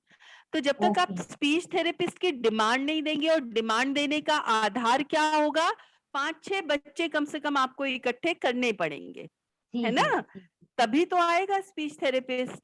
और ओके लाने ले ओके। जाने के लिए आप तो खुद स्पेशल हाँ एजुकेटर वो हैं, वो समग्र तो शिक्षा में कितने सारे प्रोविजंस हैं वो भी आपको पता है, वो देखना वो पड़ेगा तो है, थोड़ा, वो तो है मैम। है ना? थोड़ा थोड़ा सा देखो, आप और मैं जिस फील्ड में है ना, वहां पर एक बार बात करके काम खत्म नहीं होता है। हर नहीं एक नहीं छोटी सही छोटी बात। चीज के लिए हमें सिस्टम के साथ झगड़ना पड़ता हाँ सही बात है मैम। है ना? एक एफर्ट हाँ से नहीं होता है सिस्टम नहीं को। नहीं होता है। जहां काम 5 बार कहने पे हो जाता है, स्पेशल इंक्लूसिव एजुकेशन में कम से कम 50 बार कहने पर भी 50 होता बार है कहते कई बार का। तो हमें उतनी लंबी स्ट्रगल के लिए तैयार रहना पड़ेगा, है ना? हैं। ठीक है जी। Okay, so thank you Santosh ji, ma'am. इजाजत है अभी? हाँ, अभी मैं एक और लोग को यहाँ पे पूछना चाहूंगा। हरीश अवस्थी, क्या आप हमारी आवाज को सुन पा रहे हैं? हरीश अवस्थी, अगर वो बोल पाते हैं तो ठीक है, अदरवाइज मैम अब यहाँ से आपने बहुत बढ़िया तरीके से लोगों के प्रश्नों का जवाब दिया, और सस्टेनेबल डेवलपमेंट गोल के ऊपर आपने बहुत बढ़िया अपने बाबूकी हाँ से। सर नमस्ते। हाँ, तो क्या आप मैम ये इंक्लूसिव एजुकेशन में मेन स्ट्रीम स्कूल में काम करते हैं वैसे तो जी हरीश जी, क्या आपके कोई ऐसे हैं विचार जो आप फेस कर रहे हैं? कुछ प्रश्न हैं आपके? सर नमस्ते, नमस्ते मैडम। हाँ, बोलिए बोलिए। सर आवाज आ रही है? एकदम आ रही है, बोलिए। सर समस्या ये नहीं है, हमारे राजस्थान में ये सबसे बड़ी समस्या क्या है, सिस्टम की समस्या है सर। क्या जिस समस्या विद्यालय में है? जिस टाइप के टीचर को होना चाहिए उस। जी मैडम मैं बता रहा हूँ, अब मेरे विद्यालय में 5 बच्चे हैं CWSN, और उस उन 5 बच्चों में एक भी हियरिंग इम्पेयर्ड बच्चा एक भी नहीं। मैंने जो ये कोर्स किया है वो हियरिंग इम्पेयर्ड वाला, मतलब अपने ये केएल इंस्टीट्यूट से किया है, और उन बच्चों को मैं मतलब उनकी पूरी मदद करता हूँ, ऐसी कोई बात नहीं है, लेकिन HI वाला बच्चा एक भी नहीं है। ये बहुत अच्छा, बड़ी समस्या है। ठीक है, ये समस्या नहीं, ये तो अपॉर्चुनिटी है, आप अपना नजरिया बदलिए। नहीं उनके लिए तो मैं उनके लिए वो तो मैं पूरा कर रहा हूँ उन बच्चों के लिए। 5 बच्चे हैं मेरे स्कूल में, उनकी जो भी आवश्यकताएं होती है, जिस प्रकार से भी उनको मतलब जो भी जिस टाइप से भी एजुकेशन देनी होती है मैं देता हूँ, और जो भी उनको मतलब जैसे सर्टिफिकेट से संबंधित या कोई कैंप में ले जाना करना तो वो मैं खुद करवाता हूँ, ऐसी अच्छा कोई दिक्कत अच्छा, नहीं है। ये बताइए आपके पूरे स्कूल में कितने बच्चे हैं? पूरे स्कूल में मैम 150 समथिंग बच्चे हैं। 150 बच्चे हैं। आपको नेशनल एवरेज पता है क्या है डिसेबिलिटी वाले बच्चों की?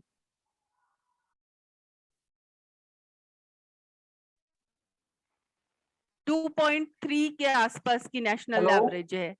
आवाज आ रही है? जी जी हाँ, तो अगर 2.3 की जी नेशनल मैडम। एवरेज है, आपके पास 150 बच्चे हैं पूरे विद्यालय में, और सिर्फ 5 बच्चे आप CWSN आइडेंटिफाई कर पाए हैं। क्या डिसेबिलिटी है इन बच्चों की? नहीं मैडम उनमें उनमें जो 2 बच्चे हैं वो हरीश जी, चैट में लिखिए कि क्या डिसेबिलिटी है उन बच्चों की। जी जी मैडम। चैट में लिखिए जरा 5 बच्चों की डिसेबिलिटी। जी मैडम। और किस तरह की स्क्रीनिंग आपने यूज की है, कहाँ किस ब्लॉक में क्लस्टर लेवल पे इन बच्चों के असेसमेंट कैंप में सर्टिफिकेशन हुआ है। आई एम श्योर अगर आप एक कोई स्क्रीनिंग करेंगे ना, बेसिक स्क्रीनिंग भी इन 150 बच्चों की, आपको कम से कम 10 बच्चे और दिखेंगे अपने यहाँ जो डिसेबल्ड होंगे। एंड आई जी मैडम, देखो मैडम ये क्या हमारे क्या ब्लॉक लेवल पे इसका क्या करता है। एंड आई कंप्लीटली एग्रीड कि आप मिसप्लेस्ड हैं, आपका कैपेबिलिटी आपकी HI में है और आप ऐसे स्कूल में प्लेस्ड हैं जहाँ HI बच्चे नहीं हैं। तो मैं तो कहूंगी ये तो बहुत अच्छी अपॉर्चुनिटी, आप IEP बनाइए ना, इंक्लूसिव एजुकेशन प्रोग्राम बनाइए आप उन बच्चों के लिए जो आपके CWSN बच्चे, आप उनको पुल आउट मोड में क्यों दे रहे हैं सेशंस, जरूरत ही नहीं है। आप काम करिए ना उनकी लिटरेसी, न्यूमरेसी, कम्युनिकेशन स्किल पर, उनकी स्टडी हैबिट्स पर बनाइए उसका IEP, पूरी क्लास लेवल का IEP बनाइए, 40 के 40, 50 के 50 बच्चों को इन्वॉल्व कीजिए कि कैसे आप सभी बच्चों की, इन बच्चों के साथ साथ उनकी भी स्टडी हैबिट्स कैसे आप इम्प्रूव करेंगे, उस लेवल पे काम करिए हरीश जी। ये तो बहुत अच्छी आपको अपॉर्चुनिटी मिली है। क्या जी मैडम वो तो करते हैं, ऐसी बात नहीं है, उनके लिए डेली वाइज लेसन प्लान भी बनाते हैं, ऐसी बात नहीं है मैडम। नहीं हरीश जी, मैं ये नहीं कह रही आप नहीं बनाते हैं, मैं ये कह रही हूँ कि आप जो डेली लेसन प्लान बनाते हैं वो आप पुल आउट करते हैं बच्चों को क्लास से, राइट? CWSN को आप कक्षा से बाहर निकाल के 1-to-1 सेशन देते हैं? नहीं हम कक्षा से बाहर के नहीं होता है। तो कैसे करते हैं आप? कक्षा से बाहर नहीं होता है, कक्षा में ही होता है उनके लिए अलग से, मतलब जैसे उनकी आवश्यकता के अनुसार। तो जब आप कक्षा में होते हैं तो क्या वो विषय शिक्षक भी पढ़ा रहा होता है? क्या आप ही हैं विषय शिक्षक? क्या समझ नहीं आया हरीश जी? आपका आप खुद ही हैं विषय शिक्षक के साथ साथ आप सब्जेक्ट टीचर भी हैं, तो क्या विषय पढ़ाते हैं आप? जी क्या पढ़ाते हैं आप? क्या पढ़ाते हैं? तो सभी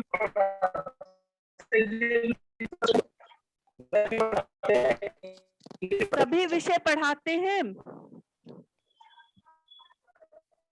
मैडम। L1 L2 के हिसाब से टीचर होते हैं ना, उनको डिवाइड किया हुआ है। अच्छा, जो L1 वाले टीचर है वो 1 से 5 के लिए और 2 वाले ऐसे 8 के लिए है। अच्छा, तो आप जो 1 से 5 वाले टीचर है उनको और सब्जेक्ट दी हुई होती है। अच्छा, तो आप L1 में हैं, राइट? जी मैडम। अच्छा, आपने अपनी क्लास की नीड प्रोफाइल बनाई है क्या? लैंग्वेज वाइज की तो नहीं बनाई मैडम। क्यों नहीं बनाई? पूरी बच्चों की थोड़ी तो बच्चों के जो बच्चे हैं ना उनके हिसाब से तो काम कर रहे हैं मैडम। हरीश जी, आप थोड़ा सा अपना ये जो कंफ्यूजन है ना इससे बाहर निकलिए। आप मुझे बता रहे हैं कि आपका HI में B.Ed है, लेकिन आपका placement as a regular teacher हुआ है, पहली चीज तो ये।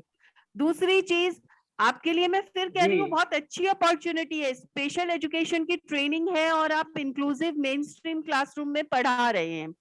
बजाय वो 5 बच्चों पे फोकस तो आप करें ही करें, साथ में पूरी कक्षा की लर्निंग नीड प्रोफाइल बनाइए। क्या बनाएंगे? Learning need profile. मेरा नंबर संतोष जी से ले लीजिएगा अगर आप सीरियसली इस पे कुछ करना चाहते हैं, क्योंकि लर्निंग नीड प्रोफाइल का मैट्रिक्स जब तक आप प्रिपेयर नहीं करेंगे, वो हरीश जी आपकी बॉडी लैंग्वेज बहुत कुछ बता रही है, आपकी सीरियसनेस दर्शा रही है। सो आप देख लें, आपको लर्निंग नीड मैट्रिसेस के बारे में कुछ ज्यादा पूछना है, बात करनी है, सीरियसली काम करना है तो आप बता दीजिएगा, will help you out. Thank you. Thank you so much ma'am. हम आप लोगों से ये सेशन पूरा होने के बाद थोड़ी चर्चा करेंगे, तो डिस्कनेक्ट मत होइएगा। अब यहाँ से मैम का समय काफी हो गया है, तो वोट ऑफ थैंक्स की तरफ बढ़ते हैं। मैम का एक फॉर्मल वोट ऑफ थैंक्स के लिए हमारे स्कूल की टीचर कविता बेन शाह से मैं उनको आग्रह करूंगा कि मैम का एक फॉर्मल वोट ऑफ थैंक्स करें। Hello ma'am, good afternoon ma'am. Ma'am ने आज के जो सेशन था मैम का, उसमें उसने राष्ट्रीय शिक्षण नीति के बारे में 2020 के बारे में बहुत अच्छी तरह से हमको उनका ज्ञान प्रदान किया, और उसने इसमें भी अलग अलग गोल्स के बारे में बताया, और उसमें अलग अलग उसने एग्जाम्पल दिया यूनिवर्सिटी का, जो अभी हमारा जो वर्तमान सिनारियो है हम सब उसमें वो फेस कर ही रहे। तो मैम ने वो यूनिवर्सिटी का एग्जाम्पल देकर बहुत अच्छी तरह से समझाया कि अभी क्या हमको करना है, हम सभी को मिलके वो किया। मैं मैम का care institute for the deaf और टीचर्स ट्रेनिंग कॉलेज की तरफ से शुक्रिया अदा करती हूँ। Ma'am thank you very much. आपके जो आपका जो वक्तव्य था उसमें हमको बहुत ही मजा आया, और आपने क्वेश्चन भी किए। यानी मैं ऐसा कहना चाहूंगी कि जो लोग सो रहे थे उसको आपने आपके वक्तव्य में जगा दिया और एकदम इन्वॉल्व कर दिया। Thank you very much ma'am.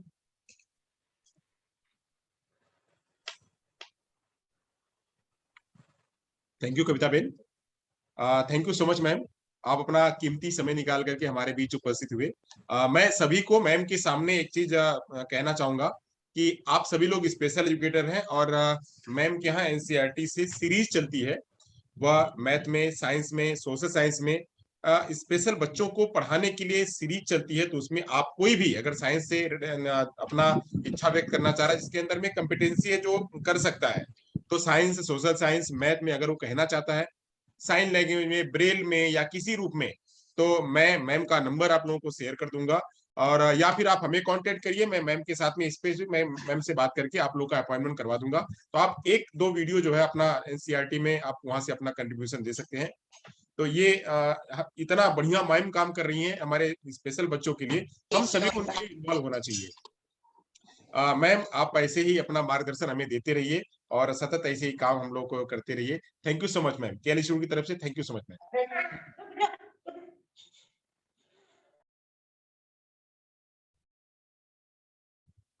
मुझे आप सभी लोगों को ये कहना है कि ये प्रोग्राम करके क्या मतलब है, क्यों करना प्रोग्राम? प्रोग्राम इसीलिए करना